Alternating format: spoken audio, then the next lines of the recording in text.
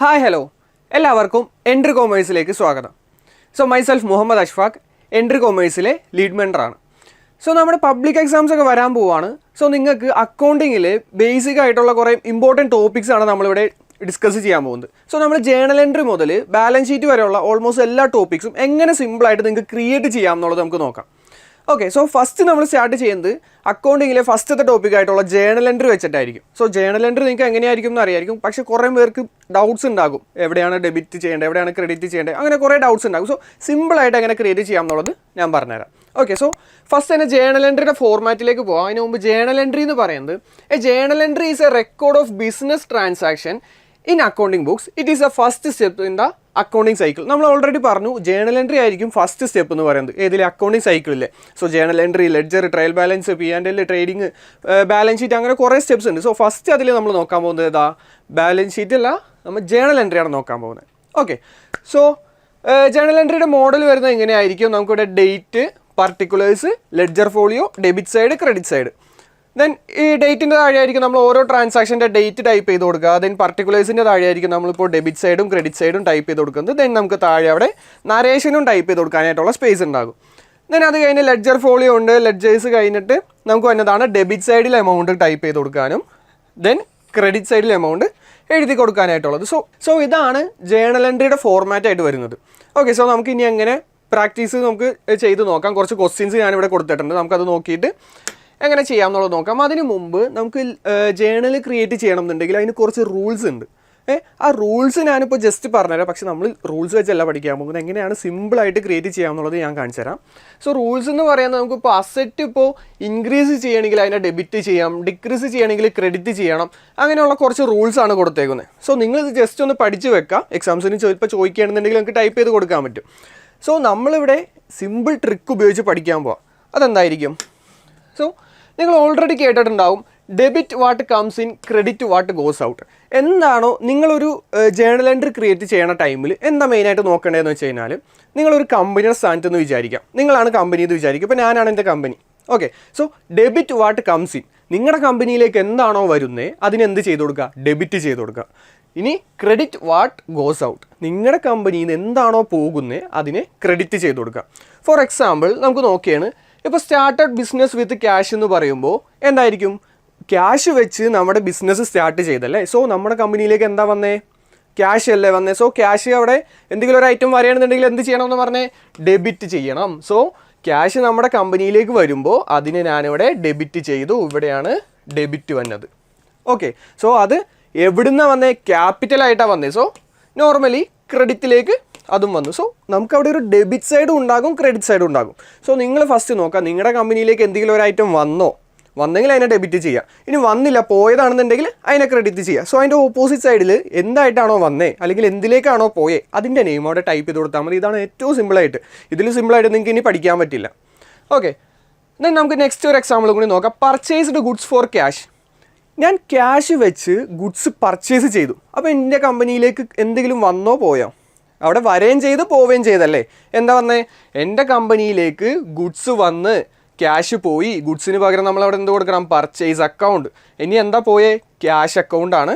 ക്യാഷാണ് നമ്മുടെ കയ്യിൽ നിന്ന് പോയത്. സോ എന്ത് വന്നു? പർച്ചേസ് അക്കൗണ്ട് വന്നു, ക്യാഷ് അക്കൗണ്ട് പോയി. സോ അവിടെ പർച്ചേസിനെ ഡെബിറ്റ് സൈഡിലും ക്യാഷിനെ ക്രെഡിറ്റ് സൈഡിലും കൊടുത്തു. ഒരു എക്സാമ്പിൾ കൂടി നമുക്ക് നോക്കാം. Sold goods for cash. നിങ്ങൾ വിചാരിച്ച് നോക്ക്, sold goods for cash. Goods ക്യാഷിന് സെല്ല് ചെയ്തു. സെല്ല് ചെയ്യുമ്പോൾ നമ്മുടെ കമ്പനിയിലേക്ക് എന്താ വരാ? ക്യാഷ് അല്ലേ വന്നേ. സെല്ല് ചെയ്യുമ്പോൾ നമുക്ക് ക്യാഷ് കിട്ടും. സോ ക്യാഷ് കിട്ടുമ്പോൾ എന്താ ചെയ്യേണ്ടേ? ഒരു ഐറ്റം നമ്മുടെ കമ്പനിയിലേക്ക് വന്നാൽ എന്ത് ചെയ്യണം? ഡെബിറ്റ് ചെയ്യണം. സോ അവിടെ ക്യാഷിനെ ഞാൻ എന്ത് ചെയ്തു? ഡെബിറ്റ് ചെയ്തു. ഇനി എന്ത് വഴിയാണ് നമുക്ക് ക്യാഷ് കിട്ടിയത്? സെയിൽസ് വഴിയല്ലേ. സോ ഒന്നില്ലെങ്കിൽ നമുക്ക് അവിടെ ഏതെങ്കിലും ഡെബിറ്റ് സൈഡോ ക്രെഡിറ്റ് സൈഡോ ഏതെങ്കിലും പറഞ്ഞാൽ നമുക്ക് എന്തായാലും മനസ്സിലാകും ഇത് debit what comes in, credit what goes out എന്നുള്ള ഒരു രീതിക്ക്. സോ അത് കഴിഞ്ഞ് നേരെ ഓപ്പോസിറ്റ് സെയിൽസും ടൈപ്പ് ചെയ്ത് കൊടുക്കുക. ഓക്കെ, സോ ഇങ്ങനെയാണ് സിമ്പിളായിട്ട് നമുക്ക് ചെയ്യാൻ പോകുന്നത്. നിങ്ങൾക്ക് ഇപ്പോഴും മനസ്സിലായില്ല എന്നുണ്ടെങ്കിൽ നമുക്ക് 2-3 പ്രോബ്ലംസും കൂടി ഉണ്ട്, അതുകൂടി ചെയ്ത് നോക്കാം. പിന്നെ അതുപോലെ തന്നെ നമുക്കിവിടെ എമൗണ്ട് കൊടുക്കാനായിട്ട് എല്ലാവർക്കും അറിയായിരിക്കും. ഡെബിറ്റിൻ്റെ നേരെ ഡെബിറ്റിൻ്റെ എമൗണ്ട്, ക്രെഡിറ്റിൻ്റെ നേരെ ക്രെഡിറ്റിൻ്റെ എമൗണ്ട്, അങ്ങനെ കറക്റ്റായിട്ട് കൊടുത്താൽ മതി. പിന്നെ ഇവിടെ ഡേറ്റ് ഓൾറെഡി നമ്മൾ ഫസ്റ്റ് കൊടുത്തിട്ടുണ്ട്. ഓക്കെ, ദെൻ ഇനി നമുക്ക് കുറച്ച് ക്വസ്റ്റ്യൻസ് ചെയ്ത് നോക്കാം. Okay, so started business with cash ₹50,000 എന്നാണ് കൊടുത്തേക്കുന്നത്. നമ്മൾ ഓൾറെഡി പറഞ്ഞു എങ്ങനെയാണ് started business with cash ₹50,000. So എൻ്റെ കമ്പനിയിലേക്ക് എന്താണോ വന്നത് എന്താണോ പോയെന്നുള്ളത് ആദ്യം ചിന്തിക്കുക. എൻ്റെ കമ്പനിയിൽ ക്യാഷ് വെച്ച് ബിസിനസ് സ്റ്റാർട്ട് ചെയ്യുമ്പോൾ അവിടെ ക്യാഷ് വന്നു. ക്യാഷ് വരുമ്പോൾ ഡെബിറ്റ് ചെയ്യണോ ക്രെഡിറ്റ് ചെയ്യണോ? എന്താ ചെയ്യണ്ടേ? ഡെബിറ്റ് ചെയ്യണം. So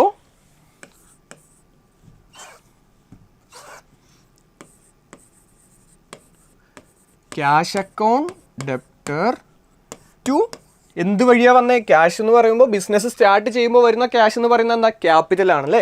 so cash account debtor to capital. ഇതായിരിക്കും അതിൻ്റെ ജേണൽ എൻട്രി വരെ. ക്യാഷിനെ അവിടെ ഡെബിറ്റ് ചെയ്തു, ക്യാപിറ്റലിനെ അവിടെ ക്രെഡിറ്റ് ചെയ്തു. ഓക്കെ, സോ അത് മനസ്സിലായില്ലേ? എപ്പോഴും ഇത് വിചാരിച്ചാൽ മതി. എന്താണോ നിങ്ങളുടെ കമ്പനിയിലേക്ക് വന്ന് അതിനെ ഡെബിറ്റ് ചെയ്യുക, എന്താണോ നിങ്ങളുടെ കമ്പനിയിൽ നിന്ന് പോയി അതിനെ ക്രെഡിറ്റ് ചെയ്യുക. ദെൻ നമുക്ക് നെക്സ്റ്റ് ക്വസ്റ്റിലേക്ക് പോകുമ്പോൾ purchased goods worth 10,000 in cash. Cash ഉപയോഗിച്ച് ഞാൻ ഗുഡ്സ് അവിടെ പർച്ചേസ് ചെയ്തെന്നാണ്. ക്യാഷ് ഉപയോഗിച്ച് ഗുഡ്സ് അവിടെ പർച്ചേസ് ചെയ്തു. സോ നിങ്ങളവിടെ ക്യാഷ് എന്നുള്ള ടൈം അവിടെ എന്തായാലും വന്നു. അപ്പോൾ ക്യാഷ് നിങ്ങൾക്ക് വന്നോ പോയോ എന്നുള്ളതൊന്ന് ജസ്റ്റ് ഒന്ന് ഓർക്കുക. അവിടെ പർച്ചേസ് ചെയ്യുമ്പോൾ നമ്മുടെ കയ്യിൽ നിന്ന് ക്യാഷ് പോവാണ്. ക്യാഷ് പോകുമ്പോൾ എന്ത് ചെയ്യണം? Debit or credit? എന്താ? ക്രെഡിറ്റ് ആണല്ലേ. സോ അവിടെ നമുക്ക് എന്ത് ചെയ്യാം? ക്യാഷ് അവിടെ ക്രെഡിറ്റ് സൈഡിലായിരിക്കും. ഓക്കെ, സോ എന്ത് വഴിയാണ് വന്നേ? എന്ത് വഴിയാണ് ക്യാഷ് പോയേ? പർച്ചേസ് ചെയ്തപ്പോഴാണ് ക്യാഷ് പോയേ. സോ അവിടെ പർച്ചേസ്.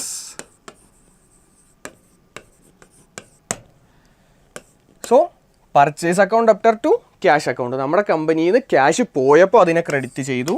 എന്ത് വഴിയാണ് പോയേ? പർച്ചേസ് ചെയ്തപ്പോഴാണ് പോയത്. ഓക്കെ അല്ലേ? സോ ഈ ഒരു ട്രിക്ക് ഉപയോഗിച്ച് നമുക്ക് ബാക്കി എല്ലാവരും കൂടി ഒന്ന് ചെയ്ത് നോക്കിയാലോ? Yes. Then paid electricity bill ₹1,500. So 1,500 രൂപയുടെ ഇലക്ട്രിസിറ്റി ചാർജ് ഞാൻ പേ ചെയ്തു. അപ്പോൾ നിങ്ങൾ വിചാരിക്കുക കമ്പനിയിൽ നിന്ന് ക്യാഷ് പോയി. ക്യാഷ് പോകുമ്പോൾ ക്രെഡിറ്റ് ചെയ്യുക. സോ നമുക്ക് അതിൻ്റെ ജേണൽ എൻട്രി വരുന്നത് electricity account debtor to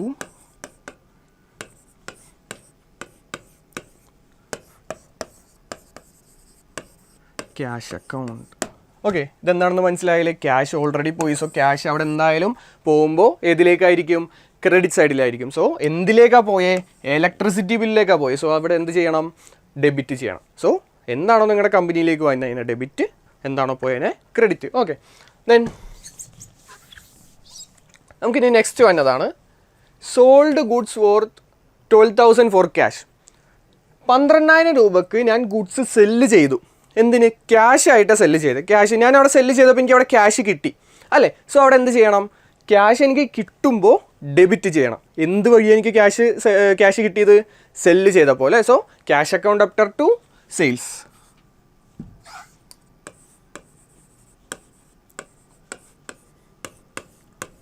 cash account debtor to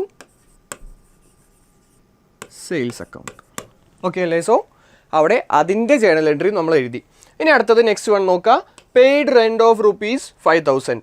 ഇതിൻ്റെ ജേണൽ എൻട്രി നിങ്ങൾ കമൻറ്റിൽ ടൈപ്പ് ചെയ്യില്ലേ? Paid rent of ₹5,000. നിങ്ങളുടെ അവിടെ ക്യാഷ് പോയെങ്കിൽ എന്ത് ചെയ്യണം എന്ന് പറയാം? ക്യാഷ് വന്നെങ്കിൽ നിങ്ങൾക്ക് അവിടെ എന്ത് ചെയ്യണം എന്ന് അറിയാം. സോ ഇതിൻ്റെ ആൻസർ നിങ്ങളവിടെ കമൻറ്റ് ബോക്സിൽ എന്തായാലും ടൈപ്പ് ചെയ്ത് കൊടുക്കണം. ദെൻ നെക്സ്റ്റ് വണ്ണാണ് received commission of ₹3,000. So commission നമുക്ക് 3,000 റുപ്പീസ് കിട്ടിയെന്ന് പറഞ്ഞു. സോ ക്യാഷ് കിട്ടുമ്പോൾ എന്താ ചെയ്യേണ്ടതെന്ന് അറിയാലോ? എന്താ ചെയ്യേണ്ടത്? ഡെബിറ്റ് ചെയ്യുക. So cash account debtor to എന്ത് സോഴ്സിൽ നിന്നാണ് നമുക്ക് ക്യാഷ് കിട്ടിയേ? കമ്മീഷൻ വഴി. So cash account debtor to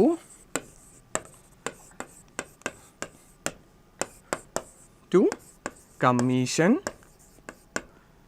received. Okay, so cash account debtor to commission received. Cash കിട്ടി. ക്യാഷ് കിട്ടുമ്പോൾ നമ്മളവിടെ ഡെബിറ്റ് ചെയ്തു. എന്ത് വഴിയാണ് നമുക്ക് കിട്ടിയത്? കമ്മീഷൻ റിസീവ്ഡ് വഴി നമുക്കവിടെ എന്ത് കിട്ടി? ക്യാഷ് കിട്ടി. ഓക്കെ, സോ റെൻറ്റിൻ്റെ നിങ്ങൾ ടൈപ്പ് ചെയ്യാൻ മറക്കരുത്, നിങ്ങൾ ചെയ്ത് നോക്കാം. Then deposited 15,000 into bank. ഇവിടെ ബാങ്കിലേക്ക് ഞാൻ പൈസ ഡെപ്പോസിറ്റ് ചെയ്തു. അപ്പോൾ എങ്ങനെയാണ്? നമുക്കവിടെ കിട്ടുകയും ചെയ്ത് പോവുകയും ചെയ്ത് അല്ലേ. ബാങ്കിലേക്ക് എനിക്ക് ക്യാഷ് കിട്ടി, പക്ഷേ എൻ്റെ ക്യാഷ് കയ്യിൽ നിന്ന് പോവുകയും ചെയ്തു. സോ അപ്പോൾ നിങ്ങൾക്ക് ഒരു ഡൗട്ട് ഉണ്ടാവും അവിടെ എങ്ങനെ കൊടുക്കും എന്നുള്ളത്. നിങ്ങൾ ഇത്രയും വിചാരിച്ചാൽ മതി. നമ്മളെന്താ പറഞ്ഞേ? Debit what comes in. നമുക്ക് എന്താണോ വന്നത് അതിനെ ഡെബിറ്റ് ചെയ്യാം. നമുക്കിവിടെ എന്താ വന്നേ? ബാങ്കിലേക്കാണ് പൈസ വന്നത്. സോ അവിടെ എന്ത് കൊടുക്കുക? Bank account debtor. ഓക്കെ അല്ലേ. ബാങ്കിലേക്ക് നമുക്ക് പൈസ വന്നു. നമ്മുടെ കയ്യിൽ നിന്ന് എന്താ പോയേ?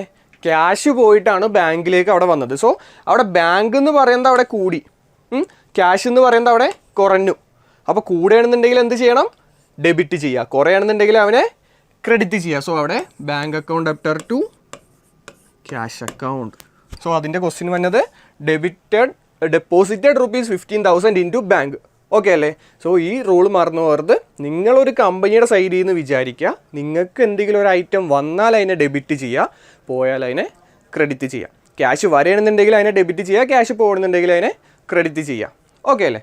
ഇനി നമുക്ക് ഇത് സിമ്പിളായിട്ടുള്ള കുറച്ച് ജേണൽ എൻട്രീസ് ആണ്. നമുക്കിനി വേറെ കുറച്ച് ജേണൽ എൻട്രീസ് കൂടി നോക്കാം. Purchased goods on credit from XYZ traders for ₹15,000. 15,000 രൂപയ്ക്ക് ഞാൻ അവിടെ ക്രെഡിറ്റിന് XYZ എന്ന് പറയുന്ന ആളുടെ നിന്ന് പർച്ചേസ് ചെയ്തു. ഇവിടെ ക്യാഷ് ഇല്ല. അപ്പോൾ എന്ത് ചെയ്യും?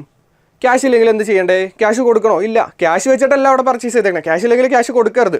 അപ്പോൾ നിങ്ങൾ എന്താ ചെയ്യേണ്ടതെന്ന് വെച്ച് കഴിഞ്ഞാൽ, നിങ്ങളുടെ കമ്പനിയിലേക്ക് എന്താണോ പോയെന്നുള്ളത് നിങ്ങൾക്ക് മനസ്സിലായില്ലെങ്കിൽ, നോർമലായിട്ട് ഇതൊരു ക്യാഷ് ട്രാൻസാക്ഷൻ ആയിരുന്നെങ്കിൽ നിങ്ങൾ എങ്ങനെ ചെയ്തേനെ? എങ്ങനെ ചെയ്യും? Purchase account debtor to cash account. Okay. So ഇതൊരു ക്യാഷ് ട്രാൻസാക്ഷൻ ആയിരുന്നെങ്കിൽ നിങ്ങൾ purchase account debtor to cash എന്ന് വന്നേനെ. ക്യാഷ് പോണ കാരണം അവിടെ വന്നേനെ. സോ ഇവിടെ ക്യാഷ് അല്ലാത്തത് കൊണ്ട് നമുക്ക് അവിടെ സെപ്പറേറ്റ് എന്താ വന്നേക്കണേ? XYZ ട്രേഡേഴ്സ് അല്ലേ? സോ അവിടെ എന്ത് ചെയ്യണം? പർച്ചേസ് ചെയ്തു, പക്ഷെ ക്യാഷ് വെച്ചിട്ടല്ല. എന്ത് വെച്ചിട്ടാ? XYZ എന്നുള്ള അക്കൗണ്ടിൻ്റെ പേരിലാണ്. സോ അവിടെ എന്ത് ചെയ്യുക? ക്യാഷ് മാറ്റിയിട്ട് XYZ അക്കൗണ്ട് ആക്കിയാൽ മതി. നിങ്ങൾ ആദ്യം തന്നെ നിങ്ങൾക്ക് ഇത് ഡൗട്ട് ആണെന്നുണ്ടെങ്കിൽ ക്യാഷ് ഉപയോഗിച്ച് പർച്ചേസ് ചെയ്താൽ എങ്ങനെ ജേണൽ എൻട്രി വരും എന്നുള്ളത് ജസ്റ്റ് ഒന്ന് ടൈപ്പ് ചെയ്ത് നോക്കാം. എന്നിട്ട് അത് കഴിഞ്ഞതിന് ശേഷം ആ ക്യാഷ് മാറ്റിയിട്ട് അവിടെ ആരുടെ നെയിമാണോ തന്നേക്കണേ ആളുടെ നെയിം അവിടെ കൊടുത്താൽ മതി. ഓക്കെ, സിമ്പിളാണ്. ഇനി അവിടെ സെയിൽസ് ആണെന്നുണ്ടെങ്കിൽ നമുക്കൊന്ന് നോക്കിയാലോ. യെസ്. സോ അവിടെ സെയിൽസ് ആണെന്നുണ്ടെങ്കിൽ sold goods on credit to ABC limited for 8,000. ABC എന്ന് പറയുന്ന കമ്പനിക്ക് ഞാൻ അവിടെ 8,000 റുപ്പീസിൻ്റെ ഗുഡ്സ് സെല്ല് ചെയ്ത്. ഓക്കെ. സോ ഇവിടെയും ക്യാഷ് ഇല്ല. ക്യാഷിനല്ല സെല്ല് ചെയ്തേക്കണം. എന്തിനാ? ക്രെഡിറ്റിനാണ്, കടത്തിനാണ് സെല്ല് ചെയ്തേക്കണേ. കടത്തിന് സെല്ല് ചെയ്യുമ്പോൾ നമുക്ക് ക്യാഷ് കിട്ടിയോ? ഇല്ല. അപ്പോൾ നിങ്ങൾ എന്ത് ചെയ്യണം? നിങ്ങൾക്ക് അവിടെയും ഡൗട്ട് ആണെങ്കിൽ ക്യാഷ് വെച്ചിട്ടാണെന്നുണ്ടെങ്കിൽ എങ്ങനെയാണ് ചെയ്യണമെന്നുള്ളതൊന്ന് നോക്കാം. സോ ക്യാഷ് ആണെന്നുണ്ടെങ്കിൽ നമുക്ക് ക്യാഷ് കിട്ടുകയല്ലേ? So cash account debtor to sales വഴി എനിക്ക് ക്യാഷ് കിട്ടി. പക്ഷെ ഇവിടെ ക്യാഷിനല്ല ട്രാൻസാക്ഷൻ, ക്രെഡിറ്റിനായതുകൊണ്ട് ഞാൻ അവിടെ എന്ത് ചെയ്യുക? ക്യാഷ് മാറ്റിയിട്ട് എന്ത് ചെയ്താൽ മതി? ഇവിടെ കമ്പനിയുടെ നെയിം ഏതാണോ ABC ലിമിറ്റഡ്. ഓക്കെ. സോ ഈ ABCയുടെ നെയിം അവിടെ കൊടുത്താൽ മതി. ഓക്കെ അല്ലേ? സെല്ല് ചെയ്തു, പക്ഷെ ക്യാഷിനല്ല, ABCക്ക് ക്രെഡിറ്റിനാണ്. ഓക്കെ അല്ലേ? സോ ഇങ്ങനെയാണ് നിങ്ങൾ സിമ്പിളായിട്ട് ചെയ്താൽ മതി. ആദ്യം ക്യാഷ് വെച്ചിട്ടുള്ള ഒരു ട്രാൻസാക്ഷൻ ഒന്ന് ചെയ്ത് നോക്കാം. എന്നിട്ട് അവിടെ ക്യാഷ് മാറ്റിയിട്ട് നിങ്ങൾക്ക് അവിടെ തന്നേക്കുന്നത് ആരുടെ പേരാണോ, അതിപ്പോൾ പർച്ചേസ് ആണെങ്കിലും സെയിൽസ് ആണെങ്കിലും ആരുടെ പേരാണോ അവിടെ അത് കൊടുത്താൽ മതി. ഓക്കെ അല്ലേ? ദെൻ അടുത്തത് received ₹25,000 from ABC limited through a cheque and deposited it into the bank. അതായത് ഈ ABCയുടെ കയ്യിൽ നിന്നും എനിക്കൊരു 25,000 രൂപയുടെ ചെക്ക് കിട്ടി. ഓക്കെ, ചെക്ക് കിട്ടി, പക്ഷെ അത് ബാങ്കിലേക്കാണ് ഡെപ്പോസിറ്റ് ചെയ്തേ. അപ്പോൾ നിങ്ങളവിടെ ക്യാഷ് കൊടുക്കണോ ബാങ്ക് കൊടുക്കണോ? അവിടെ ഏതാ കൊടുക്കണ്ടേ? ക്യാഷ് കൊടുക്കരുത്. ചെക്ക് എന്ന് പറഞ്ഞു കഴിഞ്ഞാൽ ചെക്ക് അവിടെ ഡെപ്പോസിറ്റ് ചെയ്തെന്ന് പറഞ്ഞു കഴിഞ്ഞാൽ അവിടെ എന്തായിരിക്കും? ബാങ്ക് തന്നെയാണ് കൊടുക്കണ്ടേ. കാരണം എന്താ? നമ്മുടെ കയ്യിലേക്ക് ക്യാഷ് കിട്ടിയിട്ടില്ല. നമ്മളിപ്പോൾ ചെക്കായിട്ട് തന്നു കഴിഞ്ഞാൽ അത് എവിടേക്കാണ് പോവുള്ളൂ? ബാങ്ക് അക്കൗണ്ടിലേക്കാണ് പോവുള്ളൂ. ഡെപ്പോസിറ്റ് ടു ബാങ്ക് എന്ന് പറഞ്ഞേക്കുന്നത്. സോ അത് ബാങ്ക് അക്കൗണ്ടിന് ഇൻക്രീസ് ആവുള്ളൂ. ഇവിടെ ബാങ്ക് അക്കൗണ്ട് ഇൻക്രീസ് ആവും, പക്ഷേ ക്യാഷിന് അവിടെ ചേഞ്ചസ് ഒന്നുമില്ല. സോ അവിടെ എന്ത് ചെയ്യണം? അതിൻ്റെ ജേണൽ എൻട്രി എങ്ങനെയാണെന്നുള്ളത് നമുക്ക് നോക്കാം. സോ ABCയുടെ കയ്യിൽ നിന്നും നമുക്ക് ക്യാഷ് കിട്ടി. ക്യാഷ് കിട്ടുമ്പോൾ ക്യാഷ് വെച്ച് നമുക്ക് ആദ്യം ഒന്ന് ചെയ്ത് നോക്കാം. Cash account debtor to ABC. Okay, cash കിട്ടുമ്പോൾ ഞാൻ അവിടെ ക്രെഡിറ്റ് ചെയ്ത് ആരുടെ കയ്യിൽ നിന്നാണ് കിട്ടിയ? ABCയുടെ കയ്യിൽ നിന്ന്. ഓക്കെ അല്ലേ? ദെൻ ഇവിടെ ക്യാഷിന് പകരം എന്തായിട്ടാണ് തന്നേക്കണേ? ചെക്കായിട്ടാണ് തന്നേക്കണേ. സോ അവിടെ എന്ത് കൊടുക്കണം? ക്യാഷിന് പകരം ക്യാഷ് മാറ്റിയിട്ട് ബാങ്ക് കൊടുക്കാം.